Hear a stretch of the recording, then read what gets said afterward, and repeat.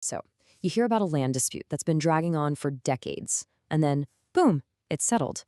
The government calls it a historic victory, but what if that victory is actually hiding a massive failure? That's what we're digging into today with the Saitsohpen land agreement.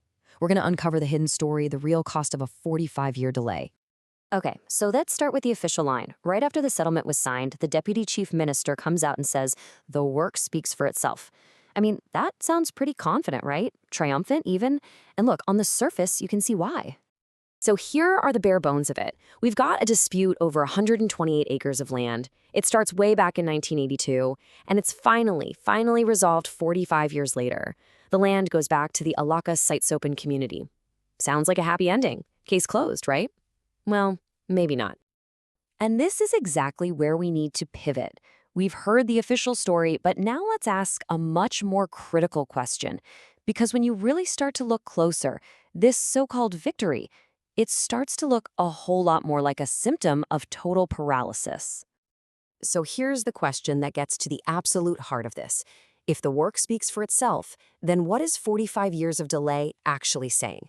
Does it speak of competence, or does it confess to something more like a catastrophic failure of governance? I mean, just take a second and let this timeline sink in. The dispute starts in 82.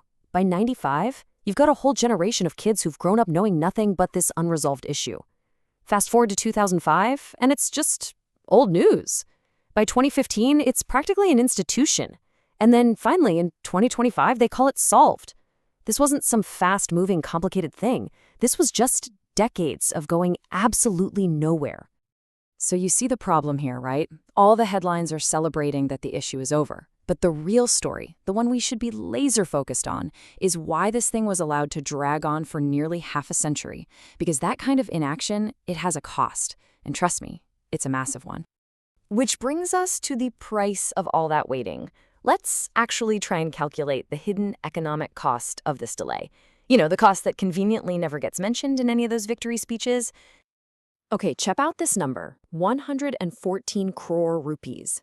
That's the price tag on a development project the government announced literally right after the settlement. They said, great, now this can finally go ahead.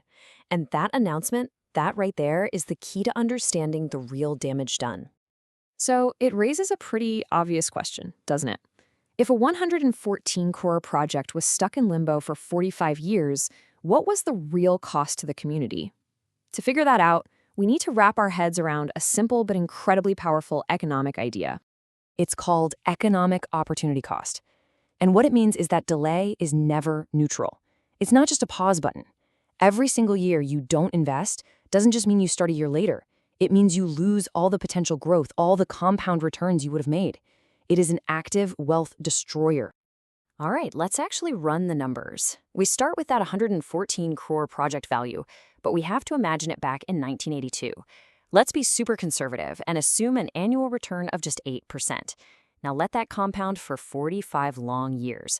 What do you get? Well, by 2025, the potential value isn't 114 crore anymore. It's over 3,500 crore. And this visual just says it all, doesn't it? Look at that tiny little bar on the left. That's the 114 crore project they announced, the one that got all the headlines. Now look at that absolute mountain on the right. That is the potential wealth that vanished into thin air, lost forever. That is the real price of waiting. But you know, this massive economic loss, that's only half the story. We also have to ask about the timing, the politics of it all. I mean, after 45 years of absolutely nothing, why was this problem suddenly solvable right now? And that question really cuts through all the noise, doesn't it? What actually changed? Was there some magical breakthrough in negotiations that was just impossible 5, 10, or even 20 years ago? Or did something else change? So you basically have two competing stories here. On one hand, the official narrative implies this whole thing was just incredibly complex and it took decades of painstaking work to untangle. But on the other hand, the critical view asks a sharper question. Did the complexity of the problem suddenly change? Or did the political calendar change, making a solution look very attractive all of a sudden? And this leads to a pretty cynical theory about what's called a perverse incentive structure in politics. Think about it. Here's how it might work. First, you let a problem just sit there and fester for decades. Then, right when it's politically convenient, say close to an election, you swoop in and solve it. You take all the credit and you frame it as this amazing act of competence, when really you're just cleaning up a mess that was allowed to happen on your watch. And this is so important because the Saitsohpen case, it might not be a one-off. It could actually be a window into a much wider pattern of how things are run, a pattern we really need to be aware of. Just think about this cycle. Let's call it reactive governance. Step 1, a solvable problem pops up. Step 2, instead of dealing with it, it gets ignored for decades. Step 3, a solution is announced with a huge party and lots of fanfare. And the final, most crucial step, the massive, massive cost of the delay is never, ever brought up. And that forces us to ask a really uncomfortable question. If this happened here, where else is it happening right now? How many other communities are out there with their futures held hostage by some solvable dispute, just silently bleeding away potential wealth, year after year after year? And let's have one final reality check.